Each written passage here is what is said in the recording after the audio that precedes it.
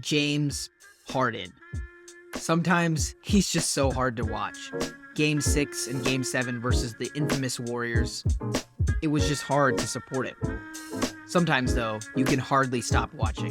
Look at the Philadelphia series last year in Game 1 and also Game 4 of the Mavericks versus Clippers. I could hardly stop watching the plays that James Harden has made and the way his game has evolved. In this film review, we're going to review everything that James Harden did in his absolute masterclass versus the Dallas Mavericks and how he's edited and changed his game over time to really adapt to the modern NBA and how the modern NBA is guarding him. In this first clip right here, we're going to show you patented James Harden. He's guarded by Luka Doncic.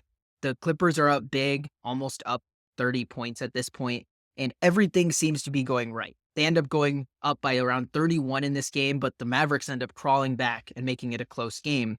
But James Harden is going to set up Luka with his patented step back three, the move that he invented.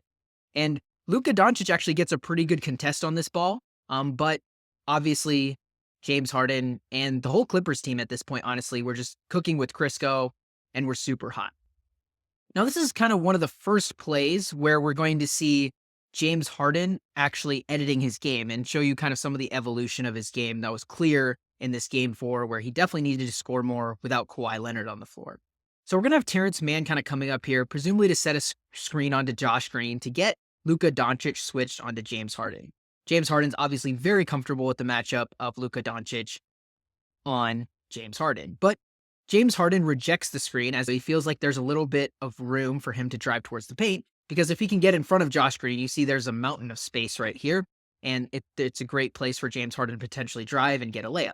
And so he's able to get a step onto Josh Green, and essentially it seems right here he's trying to cut him off, essentially get in front of him and make his ride his back pocket so he can kind of go into the paint with little to no ability for him to contest.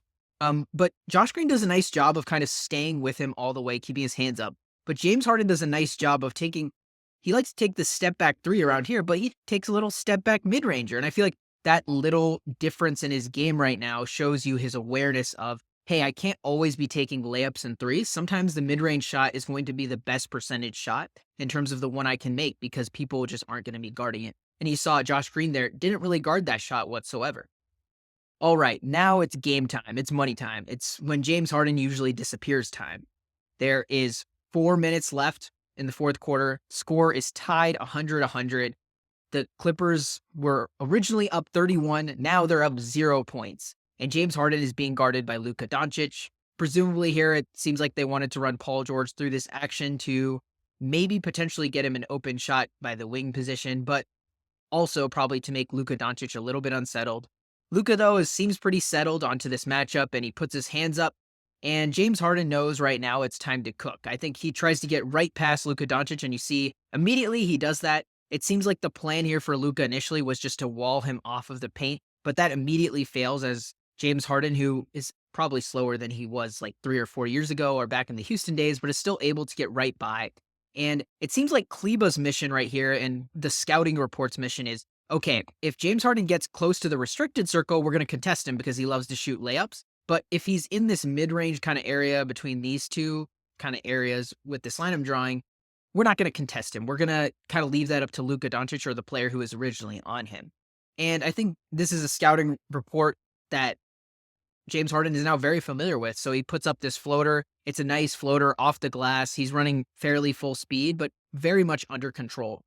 And he's able to get 2 points in the fourth quarter, which was super important.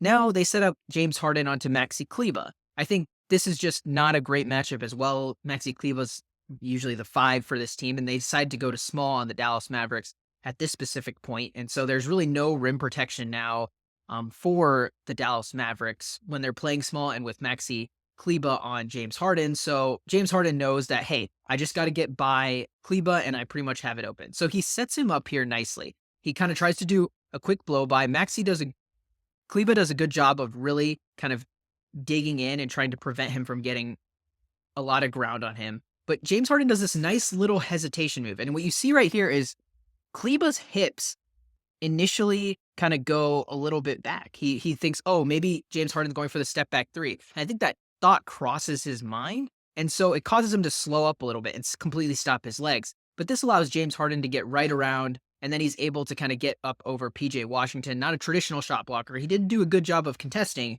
but also you have to remember that PJ Washington's man was Zubats. And I feel like if that layup did end up missing, Zubats could have had an easy offensive rebound into a dunk, which he absolutely abused the Dallas Mavericks on in game 1, and it's probably a big reason why they're running this coverage in this specific game, because of just how much he abused them. So in this clip right here, there's 2 minutes and 37 seconds left, 104, 103. This is key possession right here. The Dallas Mavericks, though, are going to switch things up. They said, okay, Kleba couldn't guard you. Doncic couldn't guard you. PJ Washington should be the perfect person to guard you because he's a lot longer. He's a lot more laterally quick than Kleba or Doncic. And he's able to contest him probably from the rear view, which I think is super important versus somebody like James Harden. And he's able to contest without fouling. So I think this is a good decision. There's only 2 seconds left on the clock, too. So all the action ended up with just PJ Washington onto James Harden. I think this is the least preferable of all the options for the Clippers. And James Harden is able to get past Washington, but Washington's still in the rear view. He's well in the picture. And also he was able to funnel him to another Dallas Maverick, which works out well for the Mavericks here James Harden's going up for a tough shot. He ends up kind of hitting off the back of the rim, and it ends up with kind of a scram, and Maxi Kleba ends up with the ball. And so now the Clippers finally get the ball back. PJ Washington once again is on James Harden, and I think James Harden realizes, okay, this is probably the matchup they're going to stick on me for the whole rest of this game, just because of the good job he did. And so James Harden essentially, once again, kind of does this little stutter dribble, kind of faking the step back 3. But PJ Washington is in great position right here to kind of contest that. But I think at this point, James Harden is just using that to set up his dribble drive. And PJ Washington, he's still in good position compared to where Luka and Kleba were in, but he's able to kind of try to get a rear view contest, but he ends up fouling him actually. And James Harden is able to let that floater roll in, which was just an incredible shot, because PJ Washington did a great job of contesting it from behind. He ended up fouling him, but still a great job of contesting him. But utilizing the step back 3 as basically a decoy for him proved to be very critical. Almost every single play I've shown you so far that's worked for James Harden, he's utilized the step back 3, the hesitation dribble, to make defenders think, oh, he's going for that patented step back 3, and instead get into the mid range and shoot a floater rather than going all the way to the rim, because the scouting report likely says James Harden's going to go all the way to the rim, so just contest him and meet him there. But instead, he's used the mid-range to his advantage, which has been definitely crucial for them to get the 3-point lead right here. Once again, this one of the last plays of the game that was important. PJ Washington is once again going to be on James Harden. It seems like Dallas really likes this matchup, and James Harden was trying to run clock at this point as they're up 3 with less than 50 seconds remaining. So just kind of wants to hold the ball, make sure that time kind of runs out on the clock. And so they keep the matchup the same. And right here, he's once again able to get right in front of PJ Washington. It seems like Kleba realizes here that he has to come a little bit more out. Before he was kind of in the restricted area. Now he realizes, okay, he's been making way too many of these floaters. Maybe I should come a little bit more out. He kind of fakes like he should jump, like he's going to jump, but he realizes I'm not going to get up that high, and James Harden's going super high, and there's no chance of me getting this block. And that ends up with the Clippers scoring 2 points, being up 112-107, where the game would essentially end from there. And after the Clippers and Dallas Mavericks got into a little bit of a free throw competition, and the Clippers end up winning. But that was just a magnificent performance from James Harden, showcasing his ability to utilize his step back 3, not by taking the step back 3, but as utilizing it as a decoy and making opponent defenders essentially have to react to his step back 3, to his layup package that is so well known across the league, and instead utilize a floater package that he's really developed as of recently. Just to put numbers to it, he's only shot 11 floaters in the fourth quarter this entire season. This game, he shot around 6 in the fourth quarter, which is just incredible to showcase how he realizes the Dallas Mavericks scouting department is going to guard him, and he essentially exploited it. If you guys like this type of content, please like and subscribe, and we'll see you next time.